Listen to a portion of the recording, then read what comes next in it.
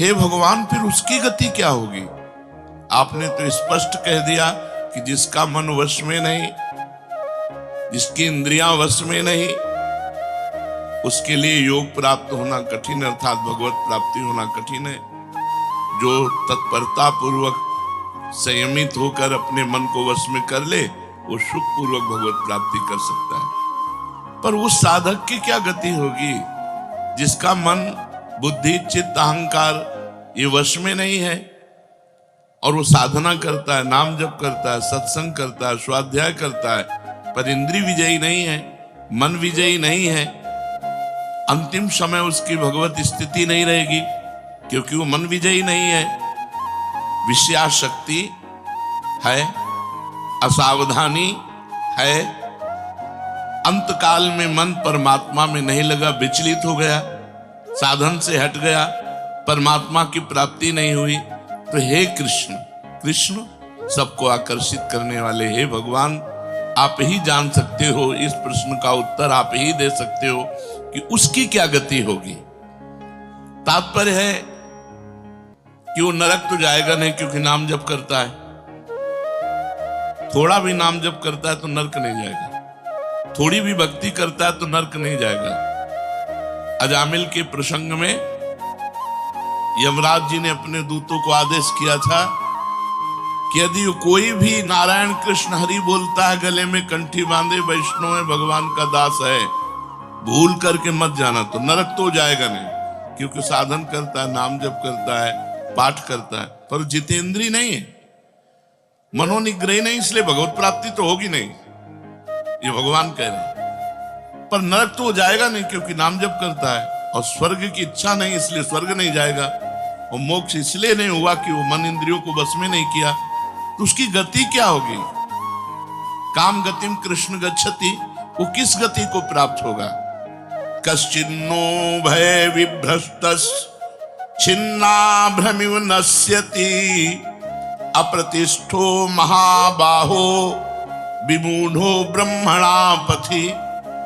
हे महाबाहो, हे अजान बाहु, संसार के आश्रय से तो रहित है और परमात्मा के मार्ग में भ्रष्ट हो गया है, परमात्मा को प्राप्त नहीं कर पाया और संसार के मार्ग को छोड़ दिया है, दोनों ओर से भ्रष्ट हुआ, उसकी क्या गति होगी? कहीं वो किसी बादलों की तरह छिन्न भिन्न नष्ट तो नहीं हो जाएगा?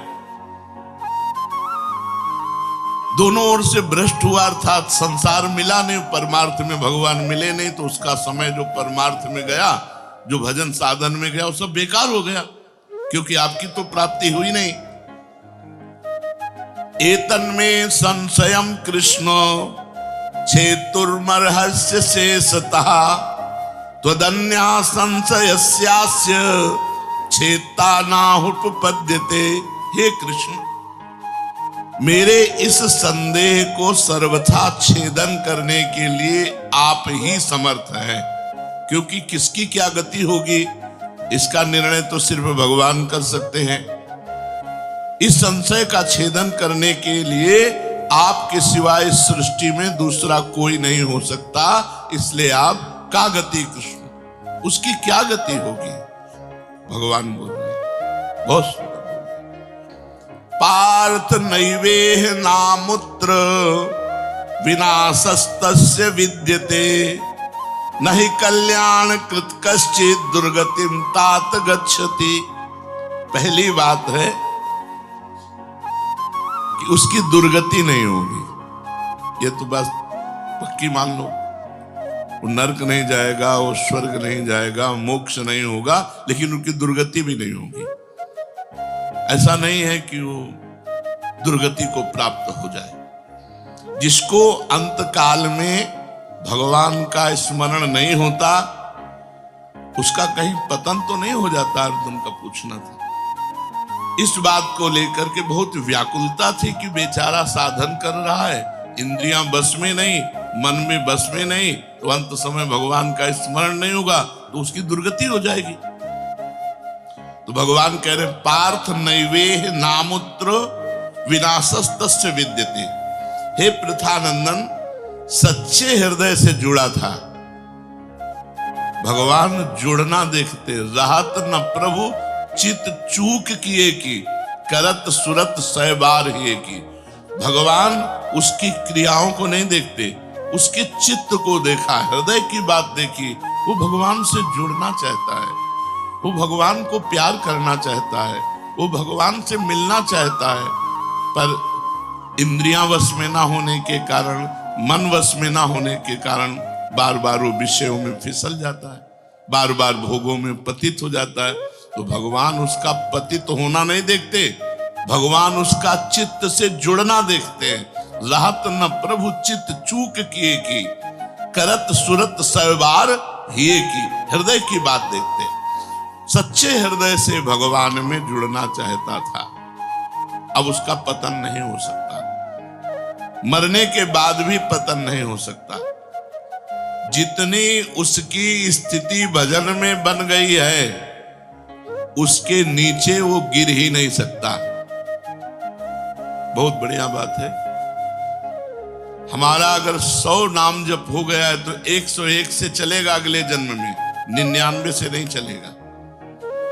जिसकी जितनी भजन में स्थिति हो गई है, उससे वो नीचे वो नहीं गिर सकता। देखो, पहली बात तो दुर्गति हो नहीं सकती, नरक जाना नहीं है, स्वर्ग जाना नहीं है, दुर्गति होनी नहीं है। आगे भगवान बताएंगे उसकी गति क्या होगी। उसकी साधना जितनी है वो कभी नष्ट नहीं हो सकती। चाहे जितना बड़ा पाप बन जाए, उस पाप का उसे दंड भोगना पड़ेगा, लेकिन उसकी साधना नष्ट नहीं होगी। ये इस मार्ग का बहुत बड़ा सपोर्ट है कि मानो हम दिन भर भजन किया, हमसे शाम के गलती हो गई तो बोले दिन भर का भजन नष्ट हो गया। नहीं, आपका भजन दिन भर का वो है, और जो आपकी गलती हुई वो अलग है। गलती का आपको प्रायश्चित या दंड भोगना पड़ेगा, और भजन आपका सुरक्षित है, वो नीचे नहीं गिरेगा, उसकी साधन सामग्री नष्ट नहीं होगी। ये बहुत हृदय को शीतलता पूर्ण। हमने जो नाम जप किया वो हमारा सुरक्षित है, नाम जप वो कभी नष्ट नहीं होगा। उसका पारमार्थिक उद्देश्य भी नहीं बदलेगा। उसने उद्देश्य बनाया भगवत प्राप्ति, वो उद्देश्य भी उसका नहीं बदलेगा। हाँ, कितने जन्म लगेंगे ये उसका प्रयास होगा, प्रयत्न होगा। वो जन्मता मरता रह सकता है, ना भजन उसका नष्ट होगा, कम होगा, ना उद्देश्य उसका बदलेगा, वो लगेगा भजन। भक्ति बीज पलटे नहीं, जो जुग जाए अनंत, ऊंच नीच कुल उपजय होए संत को संत। वो कभी ऐसा नहीं हो सकता कि इतना भजनानंदी अब भ्रष्ट हो गया तो वो पतित हो गया, नीच और दुर्गति, अरे सब बेकार, कुछ नहीं। जो गलती हुई उसका दंड मिलेगा, और जहां से वो भजन कर रहा है वहीं से उसकी भजन की स्थिति आगे बढ़ेगी।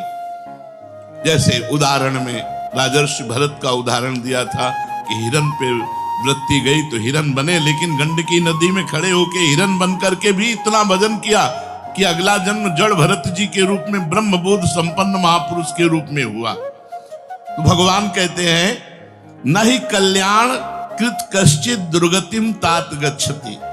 अर्जुन, हे तात, बहुत प्यार भरा संबंध है, उसकी दुर्गति नहीं हो सकती। जो मेरा थोड़ा भी भजन किया है उसकी दुर्गति नहीं हो सकती। साधक के लिए बहुत ही पॉइंट के आश्वासन की बात कह रहे कि थोड़ा भी भजन किया तो उसकी दुर्गति नहीं हो सकती, और अगले जन्म में परमात्मा प्राप्ति की लालसा इतनी प्रबल होगी कि वो इंद्रियों मन को वश में कर लेगा। इस जन्म में जो चूक हुई वो अगले जन्म में सुधार लेगा। उसकी दुर्गति नहीं होने का तात्पर्य है कि जो मनुष्य कल्याणकारी कार्य में लगा हुआ है, जिसके लिए मनुष्य शरीर मिला है, वो कार्य कर रहा है, भजन कर रहा है, सत्संग कर रहा है, स्वाध्याय कर रहा है, ठाकुर सेवा कर रहा है, वो अपने असली कार्य में लगा हुआ है, पर उसका मन चलायमान है, उसकी इंद्रियां चलायमान, तो उसकी दुर्गति नहीं होगी। कारण कि उसका ध्येय चिन्मय तत्व भगवान में है, इसलिए उसका पतन नहीं हो सकता। मैं उसकी रक्षा करता हूं, तो उसकी दुर्गति कैसे हो सकती है? क्योंकि उसने थोड़ा भी सही मेरा भजन किया है। मेरी दृष्टि सर्वभूत हिते रता है, सब पर मोरी बराबर दाया, सब मम प्रिय सब मम उपजाए, मैं सबको प्यार करता हूं। फिर जो मनुष्य मेरी तरफ चल पड़ा,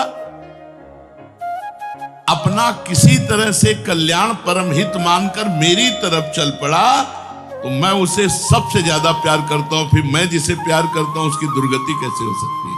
प्यार तो सबको करता हूं, लेकिन जो अपना मान करके मेरी तरफ चल पड़ा, मेरा भजन करने लगा, उसकी दुर्गति कैसे हो सकती है? मेरा वो समझे न समझे, उससे वास्तविक संबंध तो है ही। ममई वांसो जीव लोके जीव भूता सनातना। वो भले भगवान से संबंध ठीक नहीं लगा पा रहा, लेकिन भगवान तो जान रहे मेरा संबंधी है, मेरा अंश है ये। संसार के साथ उसका वास्तविक संबंध नहीं है। उसने मेरे साथ इस वास्तविक संबंध को, असली लक्ष्य को उसने स्वीकार किया कि अब इस जन्म में भगवान को प्राप्त करना चाहता हूं, तो चाहे जितना बड़ा गलती पड़ गई, अपराध पड़ गया हो, उससे दुर्गति उसकी नहीं हो सकती। भगवान कह रहे उसका किया हुआ साधन नष्ट नहीं हो सकता। हाँ, वो देखने में मोहित सा लगेगा कि भ्रष्ट हो गया, अब तो कोई भजन साधन नहीं, अब तो भ्रष्ट सा हो गया है, साधन छूटा दिखाई देगा। परंतु ऐसी परिस्थिति में भी मैं उसका साथ नहीं छोड़ता। उसने मेरा भजन छोड़ दिया, मेरा साधन छोड़ दिया, लेकिन मैं उसका, जैसे एक सत्संग में दृष्टांत में देते थे कि जगन्नाथ जी की सेवा में श्रीअंग पार्षद रहते थे, तो उनमें से एक पार्षद वैश्या संसर्ग करने लगे कुसंग के कारण। तो जब सब पार्षदों को पता चला तो उन्होंने बुलाया और कहा, देखो तुम परम पावन श्री जगन्नाथ जी के अंग सेवी हो, या जगन्नाथ जी की सेवा छोड़ो वैश्या का संग करो, या वैश्या संग छोड़ो जगन्नाथ जी का अंग संग करो। तो भगवान की माया से मोहित हुए, साधन से गिरे हुए होने के कारण उन्होंने जगन्नाथ जी का अंग संग छोड़ दिया और वैश्या का अंग संग स्वीकार किया। आश्चर्य की बात कि जब उनका शरीर पूरा हुआ, वैश्यागामी जो अंग संग सेवी थे, तो जब शरीर पूरा हुआ तो जगन्नाथ जी ने स्वप्न में अपने पार्षदों को आदेश किया कि उसकी अंत्येष्टि क्रिया हमारे पार्षदों जैसी की जाए। तो उनका प्रभु स्वप्न में ही कहा कि प्रभु उन्होंने तो आपको छोड़कर वैश्या को स्वीकार कर लिया था। तो बोले उन्होंने छोड़ दिया था, ये उनकी हिम्मत है, हमारी हिम्मत नहीं, हमारा स्वभाव नहीं है, हमारी सामर्थ्य नहीं है। हम एक बार जिसको पकड़ लिया उसको कभी छोड़ते नहीं। तो भगवान यहाँ कह रहे हैं कि कभी कभी वो मोहित हो जाता है, वो साधन छोड़ता, लेकिन मैं उसे नहीं छोड़ता। ये खास बात समझो, मैं उसे नहीं छोड़ता। उसका किया हुआ अपराध, किया हुआ पाप, भले उसको थोड़ा समय दंड भुगताने के लिए, लेकिन मैं उसे छोड़ता नहीं। उसकी दुर्गति कैसे हो सकती है? इसलिए घटना घट सकती है। ये तो भगवान कह रहे हैं, मनमानी मत करना। कह रहे घटना घट सकती है, आपने अपराध किया, आपको पाप का दंड मिल सकता है, लेकिन मैं उसके अंदर ऐसी व्याकुलता पैदा करूंगा कि वो सब प्रपंच छोड़कर दौड़कर मेरी तरफ भाग पड़ेगा, क्योंकि मैं उसे नहीं छोड़ता। जैसे गोपियों में थोड़ा अभिमान आया, मैं अंतर ध्यान हुआ, लेकिन उन्हीं के बीच में रहकर जहां व्याकुल हुई मैं प्रकट हो गया। तो भगवान कह रहे हैं कि एक बार जिसके भीतर थोड़ी भी साधना चल पड़ी, थोड़े भी संस्कार भक्ति के पड़ गए, नाम जप करना, वाणी पाठ करना, थोड़ा भी भगवत्कार, कर्म चैव तदर्थीयम सदित्येवाभिधीयते, तो उसका कभी पतन नहीं हो सकता जो संस्कार पड़ गया भक्ति का, क्योंकि सत वस्तु का कभी अभाव नहीं होता। तो फिर प्रभु गति क्या होती है उसकी? तो भगवान कह रहे प्राप्य पुण्य कृताम लोका नुषित्वा शाश्वती समाह शुचीनाम श्रीमताम गेहे योग भ्रष्टो भी जायते। आहा, प्राप्य पुण्य कृताम लोकान, उसने गंगा स्नान किया है, उसने नाम जप किया है, उसने वाणी पाठ किया है, उसने ठाकुर सेवा की, तो कोई साधारण है? बहुत बड़ा धनी है। भले लोक भ्रष्ट हो गया है, भले इंद्रियां उसके कब्जे में नहीं, भले मन उसके कब्जे में नहीं, लेकिन साधारण जीव नहीं है। वो भगवान का जन है, उसने नाम जप किया है, वाणी पाठ किया है, ठाकुर सेवा की, धामवास किया, तीर्थ अवगान किया, प्राप्य पुण्य कृताम लोकान। जो बड़े बड़े याज्ञिकों को, जो बोले इतने यज्ञ किए, अश्वमेध यज्ञ की, जो बड़े बड़े याज्ञिकों को जो सांगोपांग करते हैं, उन लोगों को स्वर्ग आदि लोकों पर अधिकार होता है। इसलिए वो पुण्य कर्म कहते हैं तो पुण्य लोक उनको प्राप्त होते हैं। पाप कर्म करने वालों को नरक भेजा जाता है। परंतु साधक पुण्य कर्म थोड़े किए, भजन किए, तो जैसे किसी रास्ते में चल के उसकी वीआईपी व्यवस्था की जाए, ऐसी व्यवस्था उसकी होती है स्वर्ग में।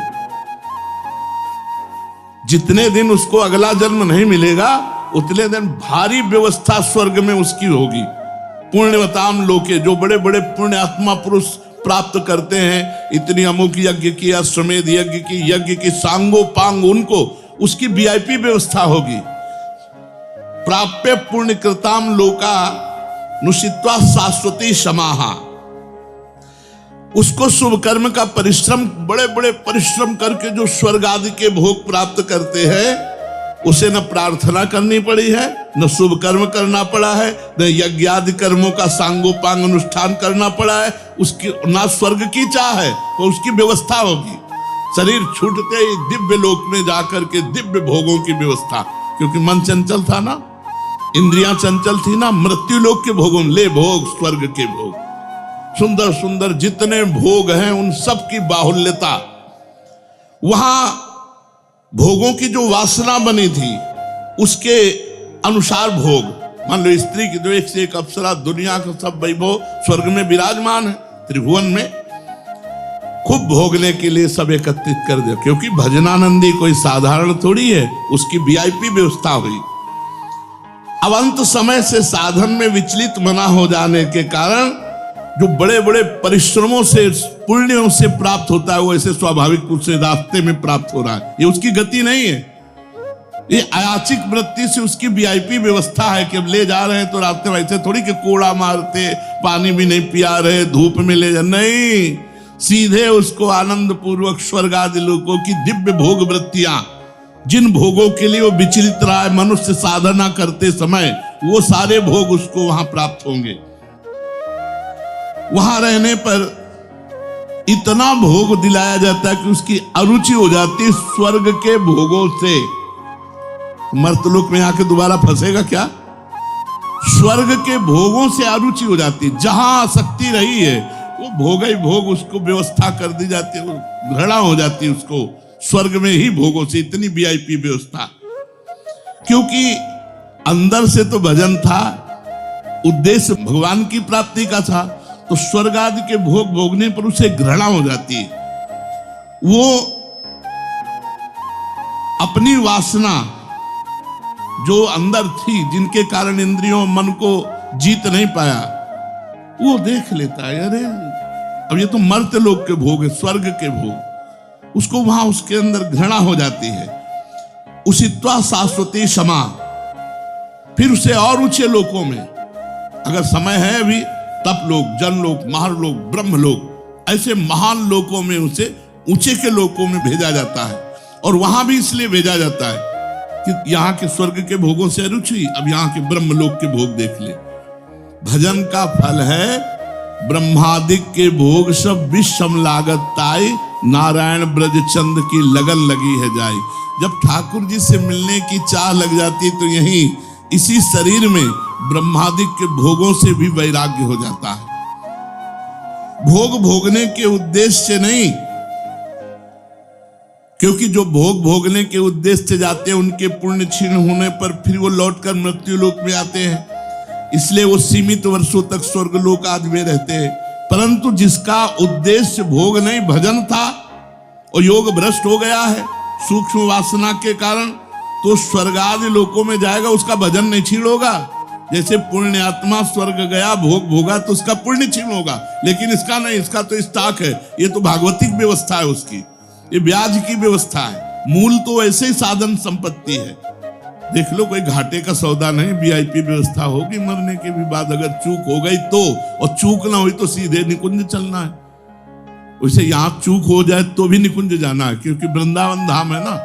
अगर यहां शरीर छूटेगा तो यहां स्वर्ग थोड़ी ले जाएंगे, देवताओं का प्रवेश है नहीं, यहां तो वृंदा सखी सहचरियों का है। वो बहुत वर्षों तक उसके भोग सुविधा की सीमा नहीं रहती, ऐसी व्यवस्था होती है। अच्छा, जो भोग भोगने के उद्देश्य से ऊंचे लोकों में जाते हैं उनको फिर पतित होना पड़ता है, लेकिन ये योग भ्रष्ट जब ऊंचे लोकों में जाता है तो पतित नहीं होता, उसकी साधन संपत्ति प्रकाशित रहती है ज्यों की त्यों, और उसका सद्भाव जागृत रहता है। सब मिथ्या है, भगवान मिथ्या करवाते करवाते ब्रह्मलोक तक के भोगों का मिथ्या। अब उन सुख भोगों को भोगने के बाद शुचीनाम श्रीमताम गेहे योग भ्रष्टो भी जाते। अब यहां जब प्रकट हुआ, कब उसका जन्म होगा, कोई सीमा रखी जाती है, अरुचि सीमा रखी जाती है। जब तक उसे भोगों में अरुचि नहीं होगी तब तक ऊपर के लोगों को भोगों में उसे रखा जाएगा। नरक वरक तो जाने की बात नहीं, वीआईपी भोग। जब अरुचि हो गई, अरुचि होगी ही, क्योंकि वो भगवान का भजन करता रहा है। वो ऐसा नहीं कि अब विश्राम मान ले कि अब अप्सरा मिल गई, विमान मिल गया, स्वर्ग मिल गया, अब यही नहीं। उसकी यात्रा नहीं रुकेगी, उसका भजन उसको कचुटेगा, उसके अंदर जलन पैदा होगी, अशांति हो जाएगी। ये सब भोग नहीं चाहिए, मुझे भगवान चाहिए, चलो ब्रह्मलोक, वहां भी ये नहीं चाहिए। तो अब शुचि नाम श्रीमताम गेहे योग भ्रष्टो भी जायते। अब योग भ्रष्ट जब मृत्यु लोक में लौटा तो जगत पूज्य घर में पैदा हुआ, जगत पूज्य घर में श्रीमान, सारा संसार जिसे झुके ऐसे घरों में पैदा, उच्च कुल, भक्ति संपन्न। श्रीमान का मतलब होता है, एक लौकिक शब्द होता है वैभव संपन्न, लेकिन भागवतिक वैभव संपन्न महापुरुषों के घर में उसका जन्म होता है। और लौटने का कारण जो है, उस कारण को भगवान जानते हैं, उसकी बहुतायत कर देते हैं। स्वर्ग भोगा, ब्रह्मलोक के भोग भोगे, और यहां सारे भोग उसके दे दे, ये ले, अरे भगवान का दास है कोई और, ये ले, ऐसे घर में पैदा किया। अब उसकी जो साधन संपत्ति उसको खोल देते हैं, अभी तक बंद रखा, हानि नहीं हो सकती। अब जे ही जन्म हुआ, जैसे अपने लोग अब जे ही स्कूल जाते, स्कूल से पढ़ के आते, लगता है माँ नहीं टिकेगी, पिता नहीं टिकेंगे, सब मरेंगे, तो मेरा साथी कौन है, मेरे जीवन का लक्ष्य क्या है, क्या यही उद्देश्य है। बस बैठ जाते एकांत में, और संत जन आते थे, वो श्री राम जय राम जय जय राम, श्री राम जय, कीर्तन कराते थे तो वही याद था, श्री राम जय राम जय जय राम, श्री राम जय राम जय जय राम। बस नाम जप करना निश्चय हो गया। 13 वर्ष के उसको भागो, ये देखो उत्तम कुल ब्राह्मण के घर में, और पूरे साधु महात्माओं का सानिध्य, और पिता पूरे स्वयं महात्मा नंगे पैर हल जोतते, बड़ी कठिन परिश्रम के द्वारा वो उदर पोषण करते। और संत महात्मा 8-8, 10-10 संत महात्मा दरवाजे पर। बच्चापन से ही क्या बन, अब मुझे संसार से भाग, किसी ने हमें सिखाया नहीं, भागो संसार से और भगवान की प्राप्ति करो।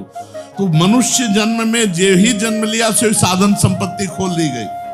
अब वो साधन में एकदम चिपक गया, क्योंकि पीछे जहां चूक हुई थी वो ऊपर से नीचे तक सब समुदाय भोगों का देख लिया। अब उसका अंतःकरण साधना से परिपूर्ण होने लगा। वो जो अंकित संस्कार भोगों के थे वो अरुचि पैदा हो गई। योग भ्रष्ट अज्ञात रूप से पुनः ऐसी साधना में लग गया जिसमें किंचन मात्र भी इंद्रिय और मन का मनोरंजन नहीं, पूर्ण इंद्रिय विजेता, पूर्ण मन को संयम में करके।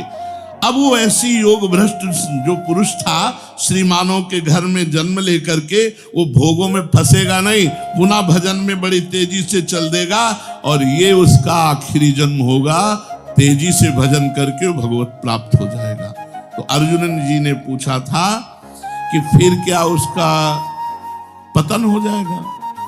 जो भगवान का भजन करता है, भगवत प्राप्ति नहीं कर पाया, मन वश में नहीं हुआ, इंद्रिया वश में नहीं हुई, तो भगवान ने उत्तर दिया, वो ऊंचे के लोकों में जाकर खूब सुख भोग, जिन भोगों के लिए लालायित रहा था वो सब भोग मिलेंगे, और अंत में श्रीमान के घर में, कुलवानों के घर में जन्म लेकर भक्ति का ऐसा वातावरण मिलेगा कि जन्म से ही भगवान के भजन में लगकर वो इस जन्म में भगवान को प्राप्त कर लेगा। शेष चर्चा आगे। श्री राधा वल्लभ लाल की।